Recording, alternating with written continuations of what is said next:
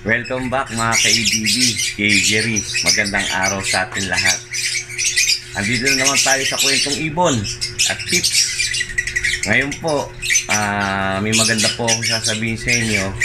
Kasi yung siga kong ibon na matagal nang walang kapare, meron nang tumangkang magpare sa kanya. Ayun ho, papakita ko sa inyo. Nasa flight cage po siya eh. Ilagay ko sa flight cage. Ngayon ho, nagkaroon siya ng kapares. Pero nung una lahat inaaway niya. Siga nga eh. Kaya nga, sa totoo lang, kung gusto natin magpares ng ibon, mas madali kung ilalagay natin sa flight natural pairing. Ayun po, panoodin po natin ang kwento. Okay guys, ayan po yung siga kong ibon, yung parblue na yan, yung maitim, medyo maitim ang ulo, mapusyaw yung ulo. Yun ang nagtangka sa kanya, yung green na fisher. Ayan, ayan. Oh. Ayan, nagbanded sila. Bukod sa nagbanded, nakita ko nagme-mate pa sila dyan sa loob ng flight cage. Oh, ayan. Ayan guys. Pero itong head kong yan na parblue, napakasiga niya, grabe. Sobra kasigaan yan. Pag minilagay ako dyan sa flight cage, inaaway niya. Kahit yung mga naunang pa sa kanya sa flight cage, siya ang umaaway. Pero sa totoo lang, ito pong head kong to, may edad na ho to. Matured na. Baga, matanda na. Ayan. Pero ngayon, may tumangka sa kanya na magpare, yung green fisher na yan. Ngayon po, susubukan ko po yan. Ilang araw pa, ilalagay ko po sa breeding cage sa may nest box na. Kasi nakita ko, nagme-mate na sila dyan eh. Ayan. Itong green naman, medyo bata pa to, pero nasa normal na edad na to, nasa matured stage na siya. Pero biri mo, siya lang nakapagpa-inlove sa ating sigang hen na yan. Siya lang nakakuha ng puso. Isipin yan. Oh, ayan siya oh. Oh. Lagi na silang magkasama. Oh, ayan oh, kita mo, tapang oh. Lagi na silang magkasama. Inaaway din niya yung mga nasa paligid niya. Ito lang hindi niya inaaway. Yang kak na yan. Oh. Di ba? Ayaw na nila magpatungtong dyan sa may tungtungan nila dyan sa loob ng flight cage. O yan guys, pagmasdan natin yung maigi. Fill me out with your smile. Now the sunshine brings the light. Fill me out with a flame. I will let you in this game.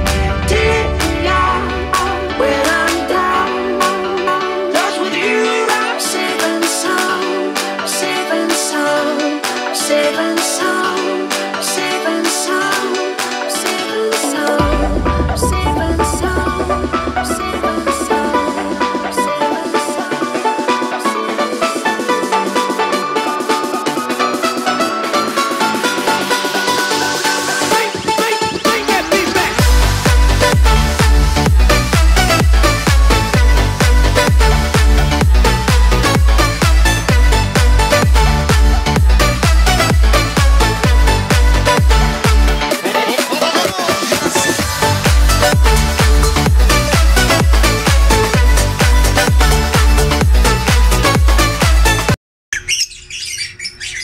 Guys oh, kung mapapansin nyo, hinahabol niya yung iba niyang kasama dyan sa flight cage. Ganyan katapang yan oh. Oh. Ayan, ganyan katapang yan. Ayun nga guys, gaya na sinasabi ko, kung gusto nyo magpares ng mabilisan sa inyong ibon o sa inyong lovebird, mas maganda kung may flight cage kayo, ilagay nyo sa flight cage. Sama-sama ho sila ron. Kusang magpapares ho yan, magna-natural pairing. Yung gusto nilang ikapares, liligawan nila, susuyuin nila hanggang makuha ho nila yon. Oh, gaya ho niyan, wala na hong ako, sa totoo lang, wala na ho talaga akong pag-asa na ano yan eh, na magkapares yan kasi napakatapang.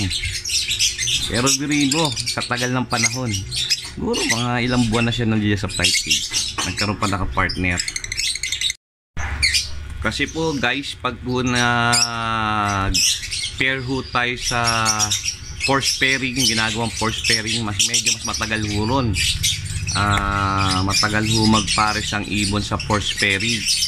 Kaya kung gusto nyo mabilisang pares, lagay lang ho sa flight cage at kusa magpapares po yung mga alaga ho natin. Kasi sa force pairing, isa inaabot ng 4 na buwan, 3 buwan. Ang tagal magpares po ron. Hindi gaya dito sa flight cage, mas mabilis, mas madali. Dito ito, wala talaga akong kapag-apagasa na makahanap na ka-partner to. Pero nagkaroon na. Ayan na. Ang ano niya, tadhana niya. Okay guys. Ayan guys, sana pag nilipat ko to sa breeding cage, kung namasalan niyang patay itong kak.